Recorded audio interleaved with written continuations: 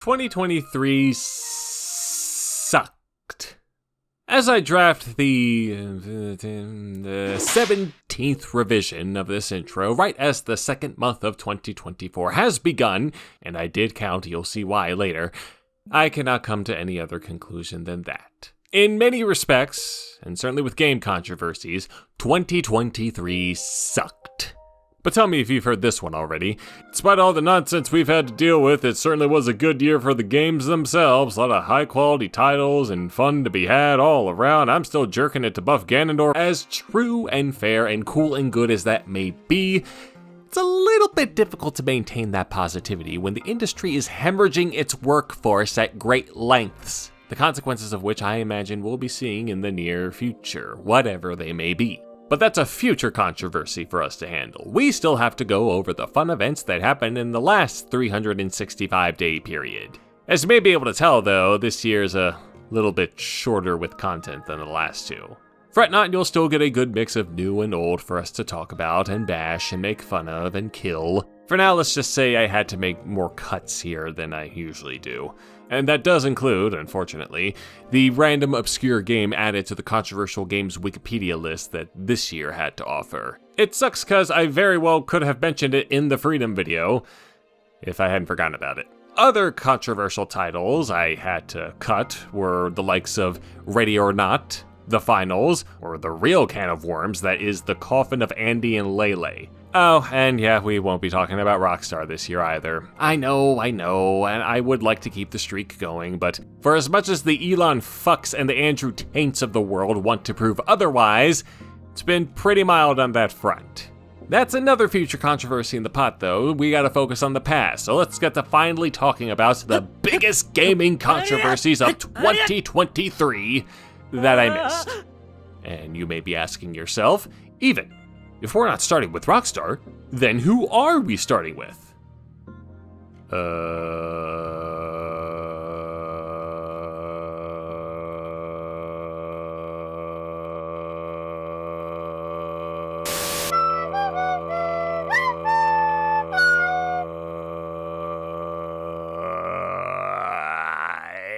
Yep, let's just rip off this massive ass band-aid and get it over with. Developed over a course of 5 years from the good folks at Avalanche Software, Hogwarts Legacy was the first non-mobile Harry Potter related game released under Warner Bros. Cheeky little Porky Games imprint, and a highly anticipated one at that. For others, not me. I've not had much interest in Harry Potter for a while now, and considering that we're talking about it here, I'm sure you can imagine why. Yep, Hogwarts Legacy caused some controversy. And of course, I'm referring to the project's former lead developer resigning from the team following the discovery of his YouTube channel, which featured such interesting videos like The Injustice of Social Justice, In Praise of Cultural Appropriation, In Defense of John Lasseter. Now, he stresses that his resignation wasn't solely due to this, as he had already retired the previous year and had simply rejoined for a brief time to further assist in the game's development. Warner Bros. Was rather supportive in his case should he choose to stay, if you can believe that, but he didn't, and something cancel culture, yada yada yada, whatever. Good luck with the fantasy novels, my dude. That ain't the real J.K. Rowling-shaped elephant in the room. During the last couple of years, the former Hogwarts creator herself, before she graciously assigned that title to me, yes, I created Harry Potter, thank you very much, has used her platform to spout a constant stream of anti-transgender rhetoric and misinformation, becoming a huge figure within the gender-critical feminist realm, aka those fucking TERFs. Now, Warner Bros. Was quick to assure folks that Rowling was not directly involved with the game's development, but considering she still makes money off of the IP, it's safe to assume she was going to be making some money off of the game. What followed was a slow burn debate regarding the moral implications of purchasing or boycotting this $60 to $70 product, trying to separate the art from the artiste for the 90th millionth time, and naturally, trans rights, that boiled over completely when the game finally released 1 February ago. To simply describe the discourse as messy wouldn't be doing it justice. The game's official Discord server was reportedly a hot mess, and my Twitter timeline was filled with posts about, well, trans rights, and naturally, how right or wrong it was to purchase this game, or even boycott the game, or even look at it, or be within 50 feet of it. Okay, it wasn't that bad, but it did get especially stinky when it came time for streamers and influencers to decide whether or not they were going to showcase the title. And lots of people did for a simple reason. Because something with this much anticipation and controversy surrounding it would have all of the eyes ever on it, and make for an easy as fuck payday too. But shockingly, it turns out a game with this much discourse surrounding it doesn't make for an easy streaming experience. I even recall a couple of Gamergate comparisons here too. It was a very strange time. Probably the most chaotic online discourse surrounding a single game since The Last of Us Part 2. There's a very big and tedious conversation that we could have regarding the ethics of playing a video game, but we would have to involve a whole bunch of other games with that, and we do not have the time. And besides, much of that discourse has calmed down by now, and the game would go on to sell millions upon millions upon millions of copies throughout the year. And the reason for that is, well, the same thing that happened with The Last of Us Part 2. Just a bunch of regular Harry Potter-loving folks who aren't as online, or just don't care about the circumstances surrounding the game, parted away with their $60 to $70 to fulfill their childhood dreams of attending Hogwarts. Hell, I saw this in action for myself. I was at a LAN party with some former co-workers around the time of the game's release, and while I was setting up my equipment, I noticed that someone was playing a game on their device, this third-person, behind-the-shoulder, camera perspective-y game, and they were shooting magic bursts of energy or something at either a giant tree or a big old troll stomping around and wreaking havoc. I'm not sure what it was, but it looked kind of cool. So I went up to them and asked them what they were playing, and they answered, "Oh, the new Harry Potter game." To which I responded with, "Oh, okay." And then I walked back to my setup to play PUBG and Valheim and eat some of the smoked brisket they had at that party. Oh my God, the food was immaculate that night. Oh, I'm sorry, I made it sound like this story wasn't going to be banal. But that's it right there. It was a banal interaction, and it stuck with me throughout the year. Yeah, there are a bunch of different ways I could have taken that conversation, but that was the moment I realized that there's something larger with this particular controversy, and it's way too easy to get entrenched in the internet space with the constant flow of information and opinions and discourse that some incidents like these, they seem more omnipresent than they actually are. So having this in-person conversation, however brief it may have been, helped bring things into perspective. Granted, this is based on the assumption that this person also wasn't entrenched in that conversation online, and I don't know for sure, since again, neither of us took that conversation any further, nor did the topic ever come up at any point later in the party, but the point is, arguing about the moralities of purchasing or playing a $60 to $70 game can only go so far before it gets tiring and completely blown out of proportion. Especially if you've already decided that you're not going to buy the game and you have moved on with your life. The best thing that this controversy really did was bring more awareness of Rowling's bullshit to light, which, to be honest, I was aware of, but I didn't know the exact details of that rhetoric. So I decided to educate myself on the matter. And wouldn't you know, there's a really good GameSpot article written by Jessie Earl that helps sum up Rowling's bullshit. And yeah, it is bullshit. Perhaps my favorite portion of the piece, though, is the bit at the end where Earl states, "The important thing is not to condemn the game or renounce your love for Harry Potter. It's to wrestle with the complexity of it and decide for yourself." Well, there you go. That's probably the other best takeaway that one can get. Oh, and also, the article recognizes that this bullshit that Rowling does, it doesn't just end with her. Transgender folk ain't one of the most marginalized groups in the world for nothing. And if for whatever reason you disagree with that assessment, 1, trans rights, 2, you probably should be watching this, and 3, there is at least one other conclusion that I can draw from this, which I'm sure that we can all agree on. Fuck you, J.K. Rowling, you ruined everything. Alright, we got the heavy stuff out of the way, now on to something slightly less heavier, and a little bit more ridiculous.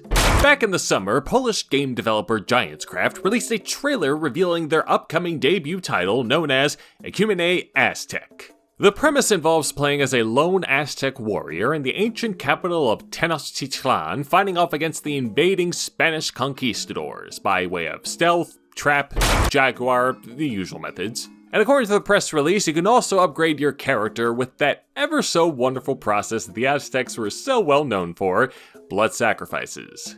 It's been described as a lower budget Ghost of Tsushima, and that's definitely what it looks like, but the ideas are pretty interesting, and it very well could be a hit once it comes out in the next 2 or so years. Provided the shit that happened following that reveal didn't permanently stain it from the get-go. Following the announcement, the game received a bit of criticism for being historically inaccurate, some going as far as to call it outright racist. Probably due to the blood sacrifices thing, but I can point out pretty glaring inaccuracy within the trailer itself. Tenochtitlan was not set in the jungle. It was on a lake. I don't see a lake. But the strangest responses to the game were from folks described as far-right, fascist-leaning, complaining that this only featured the Aztecs' perspective and not the conquistadors too.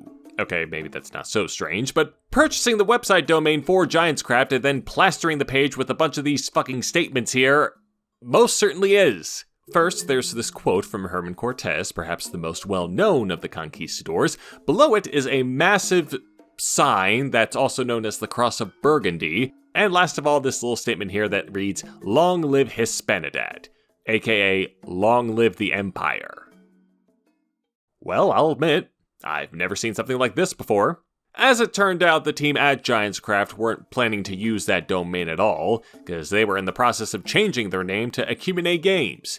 And yet, these events, along with the ensuing harassment and death threats from these assholes that the company's anonymous HR rep stated that they had been receiving, wasn't great for morale.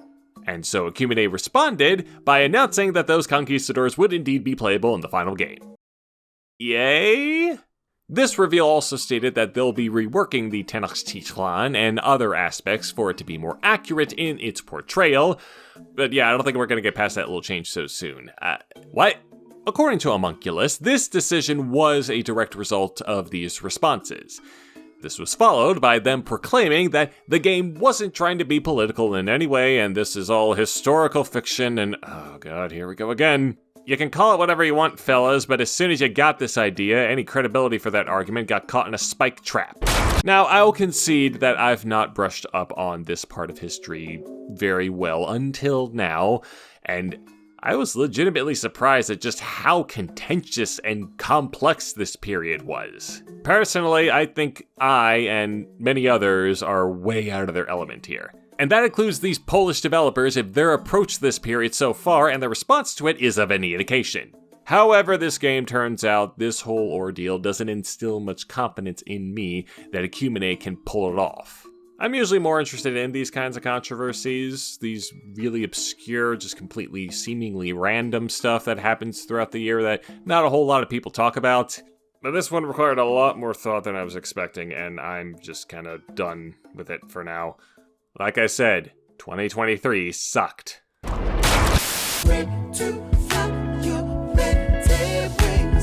Well, that's a bit of a hitch. The FTC is trying their best to reverse the whole thing, but for now, Activision Blizzard is under the Microsoft watch.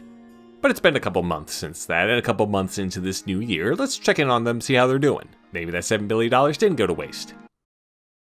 Oh. Well, who could have seen this coming?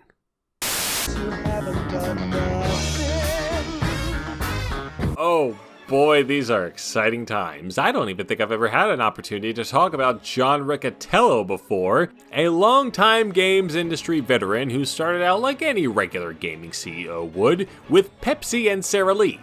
That's not actually a joke. This kind of thing happens more frequently than I think anyone assumes it does. Now, I once promised a full EA episode that I'm still trying to determine how to tackle, but I guarantee that he will be featured in whatever comes out of that. In the meantime, let's talk a bit about modern-day John, let's secretly add some of the most legendarily annoying DRM software ever to a bunch of our company's games, Riccitiello, the former CEO of Unity. Yeah, former. He led the company for about 9 years, but stepped down from his role recently. Do you want to know why? Smack dab in the middle of September, Unity announced a brand new policy for their little gaming engine and the developers using it, regardless of what version. A monthly runtime fee. According to the original blog post, this fee would apply whenever a game using that engine is downloaded to the end user, aka the player.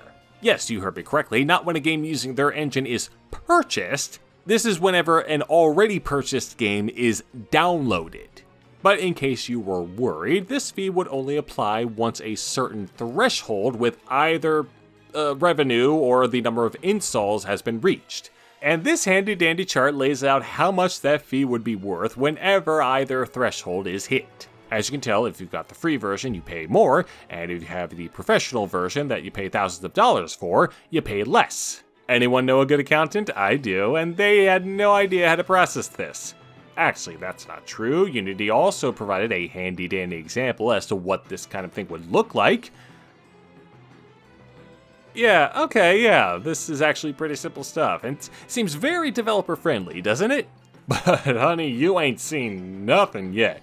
The free games will get the most out of this experience. Like, you think they'd be left out entirely because they're not getting revenue from downloads or purchases, rather the microtransactions or the ads or sponsorships or other means. But you'd be wrong once again. Unity was extra nice enough to allow developers for those free games to opt into their own nifty level play mediation service to get a discount on that fee. This was all set to be implemented and start accruing on New Year's Day 2024. And Unity hoped to, in their direct words, keep the ongoing financial gains from player engagement. I.e., squeeze out even more money from these games close to a year after they'd already increased the price of their plans, and almost 8 years after John, let's consider having Battlefield players pay to reload their ammo clip. And we ask you for $1 to reload. You're really not very price sensitive at that point in time. Riccatello stated that developers using Unity would never have to pay any amount of royalties. To say folks did not take kindly to this announcement is an understatement. Sure, with the provided example, the fee doesn't sound like a terrible amount to pay, but don't forget to consider that not all Unity games reach Amogus or Vampire Survivor numbers, and that revenue cut that the platform holders also take, that's steep enough. There were other factors not mentioned in this announcement too, and this all left open a bunch of questions, like, does it apply to demos, charity bundles? Does every install mean, like, if someone uninstalls and reinstalls a Unity-made game multiple times, the fee is applied every time? Meaning, someone can make the Amogus Folk or Vampire Survivor developers go bankrupt in a week? Or hell, try to do the same thing to the big fellas with their Unity-made games? The real people who Unity are clearly trying to make the real money off of through this crap? No amount of concessions or reversals were going to turn people on to this idea. So naturally, Unity backtracked hard.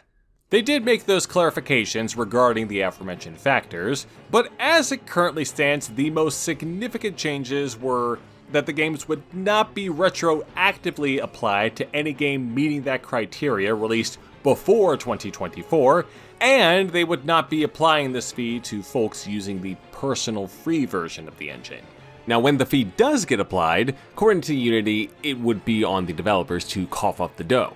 Or as they put it, it'd be up to the entity who distributes the runtime. But if a game is part of a subscription service like Game Pass, then it would be on that service's distributor to pay that fee. To date, though, that latter blurb has disappeared entirely, and the former blurb's wording was changed to, just work with the publisher, they'll probably figure it out. We just want money.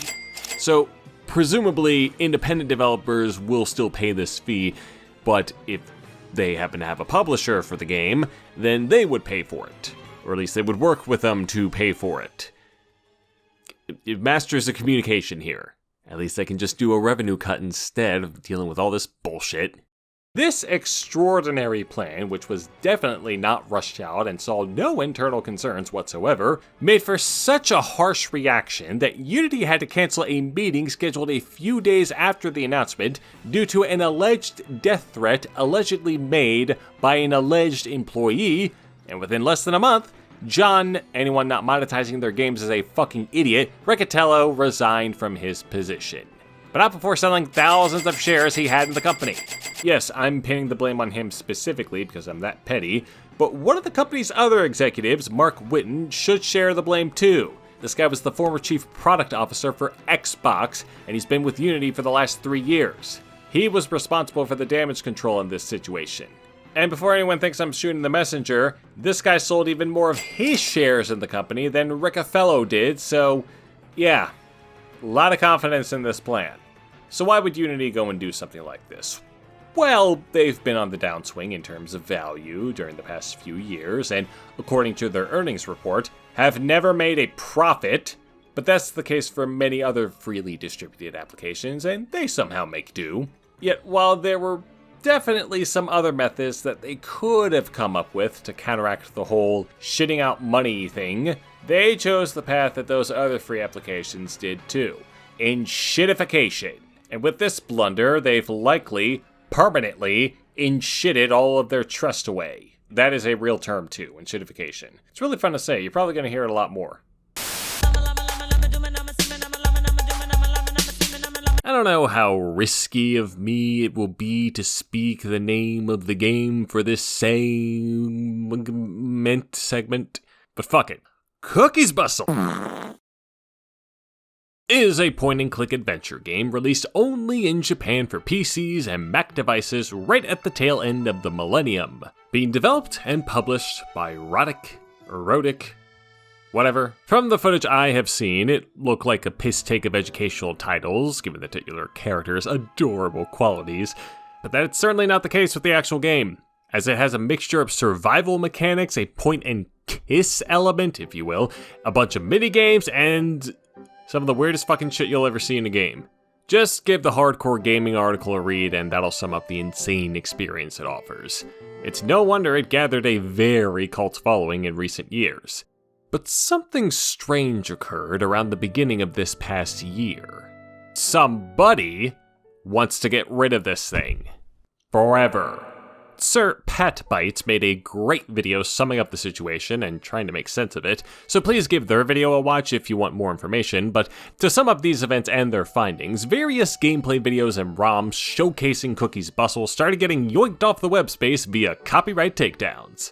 These notices were filed by a number of parties under a number of different aliases, including the UK trade body for video games, aka Yuki, someone named Brandon White, the original designer of the game, Keisuke Harigai, and even Nintendo. After all, Cookies Bustle is the most well-known Nintendo property of all time. Obviously, this all reeks of bullshit, but what appeared to allow this to occur is the copyright for the game expiring 15 years ago, following the developer's closure.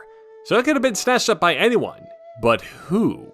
Well, a popular theory is that the culprit is an avid collector, and it was originally believed that they were doing this in retaliation for a collection of obscure PC game ROMs getting leaked back in 2018, but now the theory is that they have an original copy of the game and want to get rid of all these ROMs to inflate its value. Whatever the case may be and whatever circumstances allowed it to be, this is your classic Streisand effect in effect. And whoever is doing their damnedest to rid the world of this game, they ain't doing a good job. From what I could tell, not much more has happened, but whoever is doing this has gone as far as to try to remove the sprite sheets from its dedicated page on the Spriters Resources website.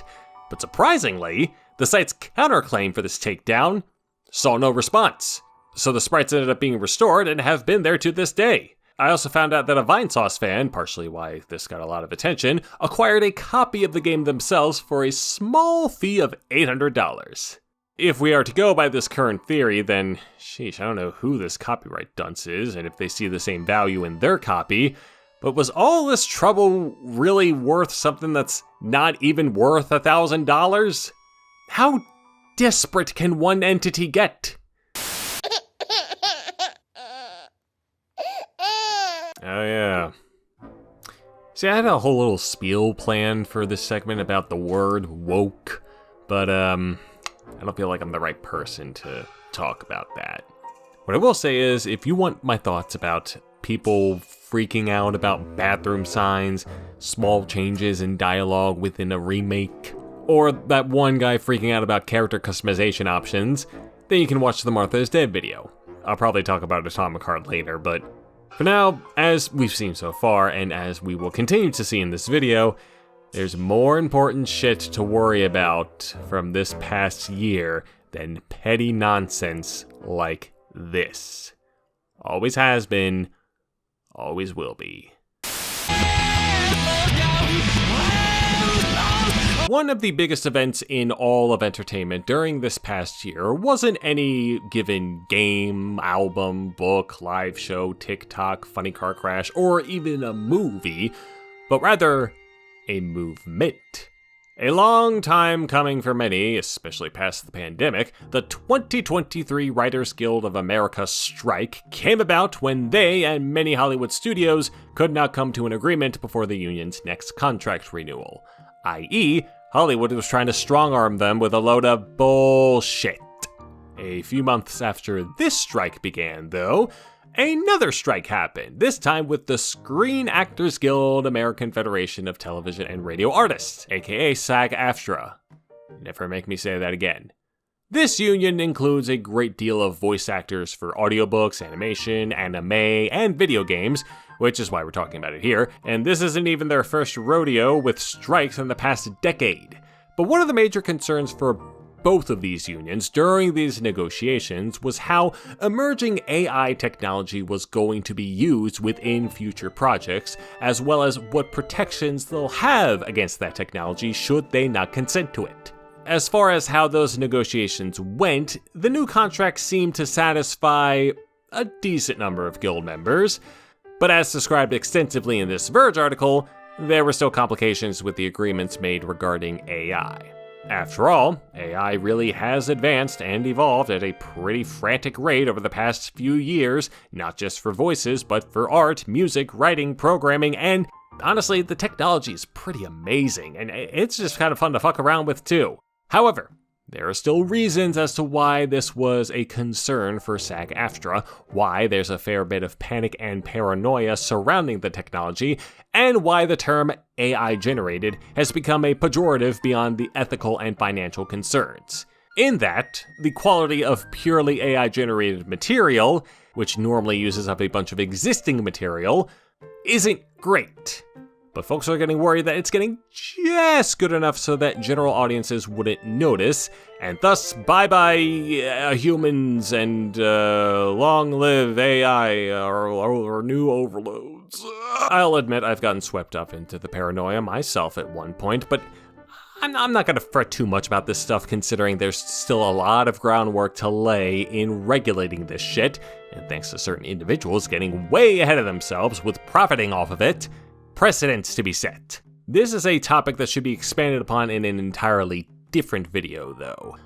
For others, not me. I don't even know where to start with that shit. But I bring all of this context up because just a few days after this agreement had been reached, Namco Bandai caught some heat over some really awkward line deliveries in the most recent Naruto title that were accused of being AI generated. Did that wake you up? Did that wake you up?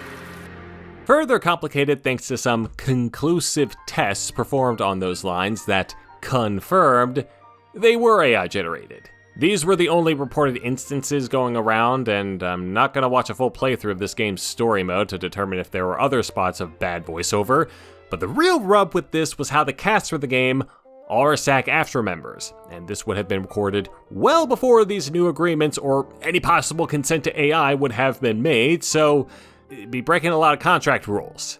And that's what made me skeptical here. Bamco denying the claims was to be expected. They stated that this was really an issue with the editing and mastering process, but let's just think about this for a second. Doesn't the idea of getting rid of the recorded lines that they already pay these actors for in favor of taking a bunch of those lines, feeding it into an AI generator, and then getting worse sounding lines just sound needlessly complicated? Regardless of how they performed it, the actors clearly recall performing them in general, and they're still credited in the game too. It just doesn't make any sense for them to do that. Considering how long I've worked with audio, I'm comfortable believing that it's really bad delivery. Besides, once I found myself digging through a Reset Era thread full of people doggedly convinced that this shit was AI, not just for this dub, but for other dubs, I realized the further I dug into this paranoid crap, the more speculative it was gonna get, and the more miserable I was gonna become. There haven't been any further developments on this front since, and even if the new agreements are a little iffy, I don't think we're going to be seeing any more instances of this from major companies anytime soon. I could be wrong, maybe I will be, but I'm not gonna let myself be swept up again by this nonsense. I'll instead be swept up by this nonsense. Okay, I'm gonna stop that. Because one of the other reasons that this year sucked for controversies beyond the dowerness was the drop of interesting material that I consider smaller blips. Ecumene and Cookie's Bustle were pretty interesting, and I do include Tax Heaven, which is probably the most interesting small blip of the year. But looking at what else the year had to offer, I don't know, guys. You may see it as arbitrary, and you are completely correct, but even then, when I have to talk about Dave the Diver in this list, that feeling ain't gonna shake. This here is a game about a diver named Dave diving into the sea depths to get stuff for his epic sushi restaurant.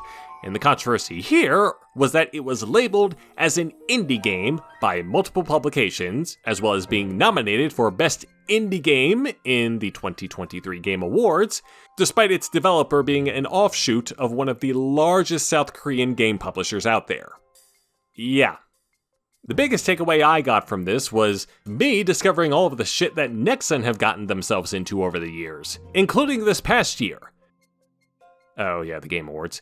Congrats to them, I suppose, for becoming a controversial figure in the games industry, and to the equivalent of the Oscars and the Grammys, to the point where I just don't put a lot of stock into them, and I just don't care. I know there has been some prestige to this ceremony that's been cultivated over the years. Hey, Matan! But the controversies that are drawn out from them beyond your Bill Clintons or fuck the Oscars are just part of a larger problem with the show itself. They're glorified sizzle reels with some trite awards thrown in here and there. And it's never been more the case than it was this past year. Maybe things will change and maybe they won't, I don't fucking care. There were much bigger things going on in the month of December. And I'm proud to be an American. Oh yeah, I almost forgot about this one. This one was worth the hype, wasn't it? All of the history behind this project with its controversy, its cancellation, the revival that proved that time is a flat circle, and finally, some kind of release earlier this year, and it's a $40 glorified demo. Yep, definitely worth it.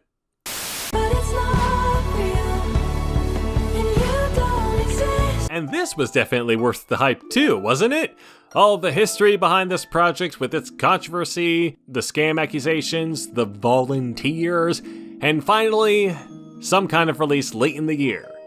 And it was a $40 glorified demo. That was quickly removed in what became one of the biggest shitfests a single game has ever caused since Hogwarts Legacy. I did say I don't want to repeat myself, but I will make an exception here. 2023 sucked. There's a lot going on with this one, and there's still a fair amount being uncovered even now, so we're gonna try to condense it the best we can here. The Day Before was revealed in 2021, developed by some Russian dev led by two Russian brothers, aka Fintastic, and published by the Russian-built Mytona. It was marketed as an open-world survival horror MMO and looked to be a combination of The Last of Us and The Division, where players would fight off zombies, other players, and work with whoever's not trying to kill them to survive in this post-apocalyptic society.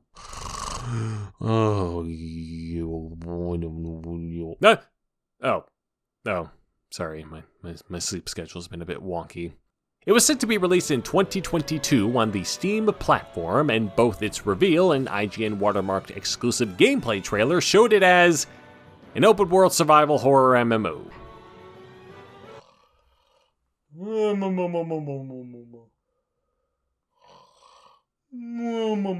Okay, let me be clear about my experience with the Snorm before. I only became aware of it about halfway into 2023. If I had seen it before then, I had probably forgotten about it, and can you really blame me? Like, I like both of the Last of Us games well enough, but I like that game's universe. Any generic-looking world of this sort doesn't immediately grab me upon first glance, even if it was apparently an MMO. Also, this gameplay is so obviously staged and so vertically sliced. All it's missing are the strained voice chat bits that game trailers still seem to add to this day. Okay, buddy, have you finished looting up the house? Yes. Oh no, the cop are here. Don't worry, we can escape through the bunker.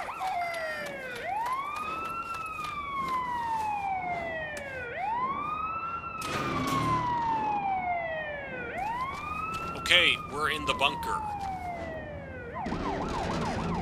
I'm so scared, I'm gonna piss myself. I was not convinced that the final product was going to turn out in the manner that they were showing it off in.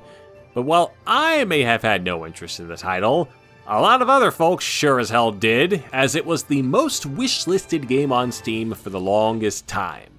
The game was still well off from that final release though, and a lot of weird developments occurred in between. But before we get into that, I want to go through what really caught me off guard about Fantastic. They've had a fair amount of game-making experience by this point. We can't just point to the abandoned shenanigans and move on. No, these guys had published titles that you can play on the computer and video console. All four of them seem pretty interesting in their own right, although with a few of them, they were definitely wearing their influences on their sleeves. What became clear in my view is that their primary focus was with multiplayer titles, and the day before was set to be their biggest venture yet. Unsurprisingly, their biggest venture yet didn't see their set 2022 release. Instead, a delay into the following year and a switch from Unreal Engine 4 to 5. I was already seeing a bunch of red flags from these guys, including the brotherly duo part. But we have seen on this show what happens when a developer wants to switch to an entirely newer engine to make the biggest title the best that it can be, especially if the team had a bunch of part-time volunteers chipping in with that. Yeah, about a month after the delay, Fantastic updated their website with a new volunteers page, informing the world how their wonderful team consists of full-time and part-time volunteers, and asking for anyone interested to join their team. What are the differences? Well, full-time volunteers are salaried, and part-time volunteers get prizes. Not monetary ones, but prizes. After being criticized for the implications of unpaid work, Fantastic clarified that these folk actually don't help with the game directly. They just mod their Discord server, help a bit with localization, and provide emotional support. Whatever the fuck they mean by that. Development on the game continued into 2023, and what followed was a wacky series of events including a trademark dispute, the release of a beta that only those volunteers could play, every new trailer making the game look worse and worse and worse, and featuring instances of blatantly copying other trailers, all culminating in even more delays. This is certainly inspiring a lot of confidence, let me tell you, and as you can imagine, Fantastic were very receptive and responsive during these trying times, especially when folks started calling the game an outright scam. Nevertheless, the game was set to finally release on December 7th for Steam, in early access. But you know what? Maybe those brothers are right. I mean, this may be an established developer, but I think these were all honest mistakes. You can feel the passion that they have for this project and their audience with their last pre-release statement. We made this game for you. We accept any kind of criticism and don't hold a grudge against you. Also, don't you fucking call us scammers, you fucking fuckwits. We'll fucking kill all of you. Like I said, I had no reason to believe that this was actually going to turn out any good. But I still decided to watch some folks play the day before on its launch day, and... You know what? You're going to jail, and then put me in purgatory. Joe's trapped in the closet. It might be kind of good somehow. I don't know how, but I swear it might be. Like, I might be trying...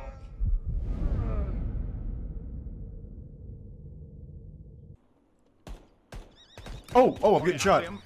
Okay. I was too busy looking at you.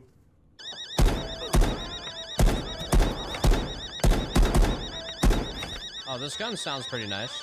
It didn't look good. But again, early access. Maybe all this game needs is a bit of extra time in the oven and... What? What? Okay. Wow. I had an inkling that it would turn into a dumpster fire, but I didn't expect for it to implode spectacularly and take out the developer with it. And now the game's servers are offline, so it's just completely unplayable. This has got to be a record. Now all the hype surrounding the game has morphed into hype surrounding the fiasco. And let me tell you, I don't work well in that environment. So let me just say, the more alleged details that get released from the former developers and volunteers of Fantastic, the more damning this whole thing gets. Especially when the bros have not assigned any blame to themselves whatsoever.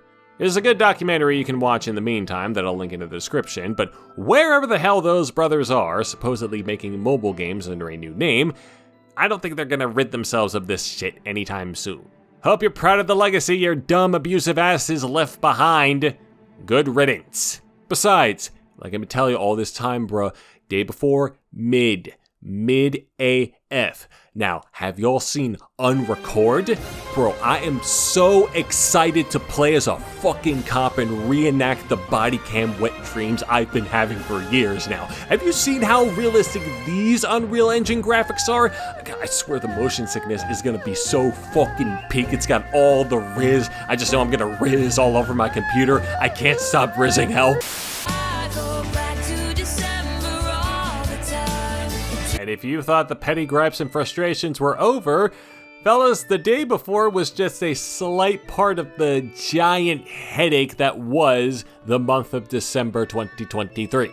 I wanted to get a jump start at the 10th anniversary of Controversy. Happy 10 years, folks. So I was determined to get this video written, recorded, and edited and uploaded right as the year started. Get out of the way, focus on other stuff. Usually I put off writing these videos until the very end of the year, because not a whole lot happens during December anyway, so I thought I had this in the bag. Nope! Every fucking week of that fucking month had some new story coming out that forced me to reconsider the topics over and over and over again, and then before you know it, the month was over and I had written squat. So this section is dedicated to all of the events from December that put a roadblock in my writing process and made me suffer greatly for it. 2023 sucked. Bungie imploded and Sony might take them over. Epic won the Google lawsuit. E3 is dead. Look at the Harry Potter Switch version patch notes.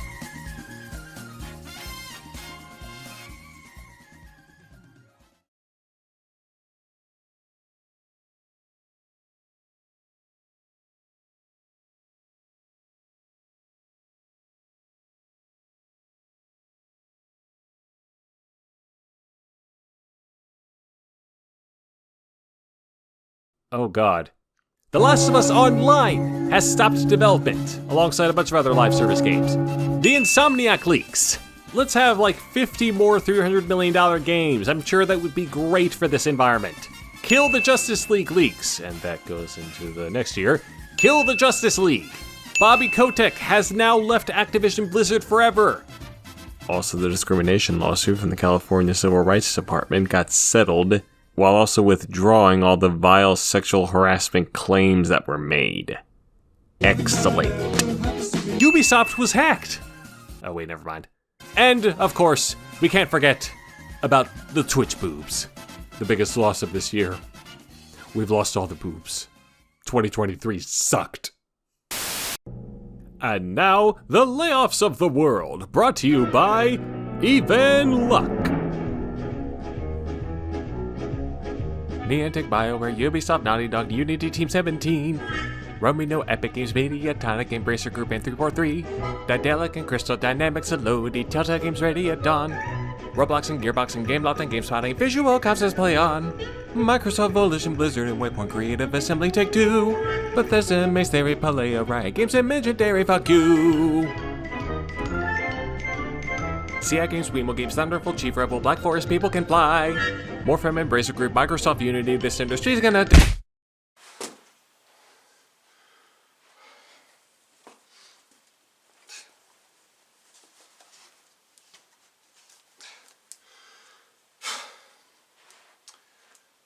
More from Embracer Group, Microsoft Unity, this industry's gonna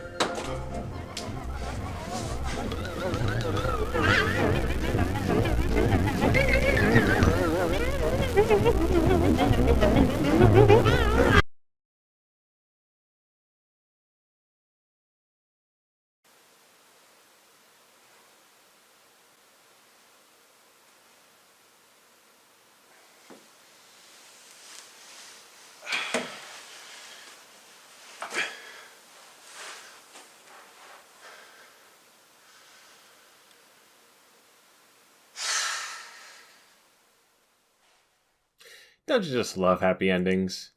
So allow me to use this afterword to elaborate on my thoughts regarding the current state of the games industry. Or the Western games industry, I guess. Although it's not wholly exclusive to them, but you know, whatever.